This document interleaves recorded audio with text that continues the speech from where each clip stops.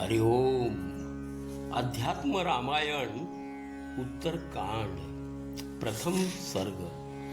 रावणादी राक्षसांचे पूर्वचरित्र. मुक्त भावानुवाद. कौसल्याच्या हृदयास आनंदित करणारे, रावणवध करणारे, कमलपत्राप्रमाणे डोळे नेत्र असणारे, रघुवंशाचे तिलक असणारे दशरथ पुत्र श्रीरामांचा विजय असो. पार्वती म्हणाली, कौसल्येचा आनंद वृद्धिंगत करणारे महापराक्रमी श्रीरामांनी युद्धामध्ये रावणादी राक्षसांचा वध करून अयोध्येत परत आले. नंतर सीतेसह श्रीरामांवर अयोध्या नगरीत राज्याभिषेक झाल्यानंतर त्यांनी कोणते कार्य केले? सनातन परमात्मा देव श्रीमान लीलेने, श्रीराम लीलेने मायेचे द्वारारूप धारण करून किती वर्षे या भूतलावर राहिले. तसेच शेवटी या रघुत्तमानी मनुष्यलोक कोणत्या प्रकारे सोडला? हे प्रभो, श्रद्धायुक्त असणाऱ्या मला तुम्ही सर्व सांगावे. हे भगवन, श्रीरामांच्या असणाऱ्या मला,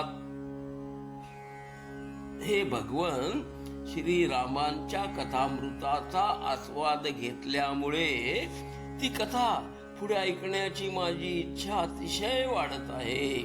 म्हणून ती कथाही तुम्ही मला विस्ताराने कथन करावी. श्री महादेव म्हणाले, राक्षसांचा वध केल्यानंतर श्रीराम हे राज्यावर विराजमान झाले तेव्हा सर्व मुनी श्रीरामांना वंदन करण्यास्तव तेथे उपस्थित झाले. विश्वामित्र, असित, कण्व, दुर्वास, भृगु, अंगिरा, कश्यप, वामदेव, अत्री, तसेच निर्मळ स्वभावाचे सप्तर्षी आणि आपले शिष्य व इतर मुनी यांच्यासह अगस्त्य मुनीही तेथे आले. राजवाड्याच्या द्वाराजवळ आल्यावर अगस्त्य रामांच्या द्वारपालाला म्हणाले, अगस्त्य इत्यादी सर्व मुनी हे आशीर्वाद देऊन श्रीरामांचे अभिनंदन करण्यासाठी आले असून ते बाहेर उभे आहेत असे तू त्यांना सांगावे. अगस्त्य ऋषींचे वचन ऐकून द्वारपाल त्वरित श्रीरामांसमक्ष जाऊन नमन करून नम्रपणे म्हणाला, महाराज, बाहेर तुमच्या दर्शनास्तव अनेक मुनींसमवेत अगस्त्य ऋषी उपस्थित झाले असून ते बाहेरच की उभे आहेत. तर त्यावर श्रीरामांनी त्यांना सन्मानपूर्वकच आत घेऊन ये. नंतर सन्मानित ते मुनी नाना रत्नांनी विभूषित असणाऱ्या श्रीरामांचे महाली प्रविष्ट झाले.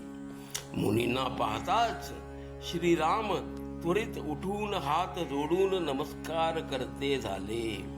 निपाद्य, अर्ध्य इत्यादींनी पूजा सत्कार करून त्यांनी यथाशास्त्र प्रत्येकाच एक एक गाय दान केली.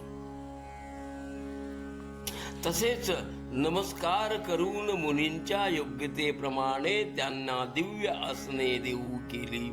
श्रीरामांकडून सत्कारित ते सर्व मुनी आनंदानेच आसनस्थ झाली. श्रीरामांनी विचारणा केल्यावर त्या सर्वांनी आपले कुशल सांगितले. नंतर त्यांनी श्रीरामांना त्यांचे कुशलतेबाबत विचारणा केली. ते म्हणाले, हे शत्रुदमना, ही आनंदाची आणि भाग्याची ही गोष्ट आहे की तुम्हाला आम्ही शत्रुरहित झाल्याचे पाहतोय. आणि खरे सांगायचे तर तो राक्षस राज रावण हा काही तुमच्या इतका बलिष्ठ नव्हताच. कारण धनुष्य धारण करणारे तुम्ही तर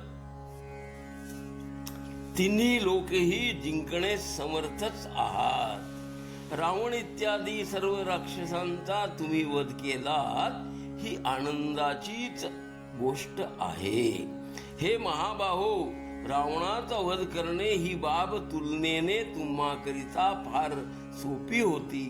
मात्र रावण पुत्र मेघनाद याचा वध करणे खरेच फार कठीण असेच कर्म होते. कुंभकर्ण इत्यादी सर्व राक्षस युद्धामध्ये प्रत्यक्ष मृत्यूप्रमाणेच की होते. हे रघुश्रेष्ठा, तुमच्या मृत्यूतल्य बाळांनी ते ठार मारले गेले. तुम्ही आम्हास अगोदरच ही अभय रूपी दक्षिणा दिलीच आहे. शिवाय युद्धामध्ये राक्षस समुदायांना ठार मारून तुम्ही कृतकृत्य की झाला आहात. शुद्ध चित्त अशा त्या मुनींचे भाषण ऐकल्यावर श्रीराम तर अतिशय आश्चर्यचकितच की झाले.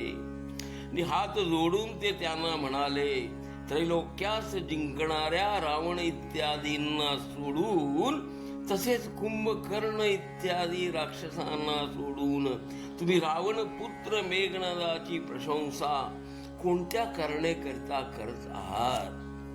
महात्मा राघवांची अशी विचारणा पाहून महातेजस्वी अगस्त्य प्रेमपूर्वकच श्रीरामांना सांगू लागले, हे रामा, रावण आणि रावण पुत्र मेघनाद यांचा जन्म, कर्म तसेच त्यांनी प्राप्त केलेल्या वरांची प्राप्ती ही सर्व हकीकत मी तुम्हास संक्षेपाने कथन करतो, ऐकावे.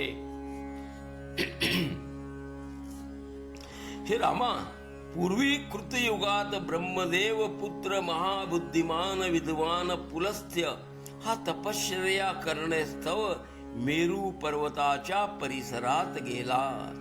तेथे तो मुनिश्रेष्ठ तृणबिंदूच्या आश्रमी राहू लागला आणि तो सतत स्वाध्यायी रत होऊन तप करू लागला.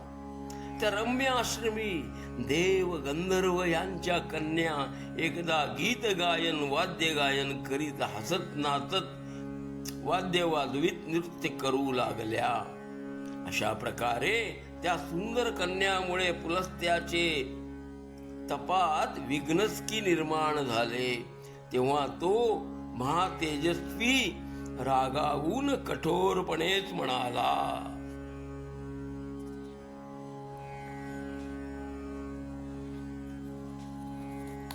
उत्तर रामायण सर्ग 1 पुढे सुरू. घ्या श्रवणानंद. हरि ओम तत्सत.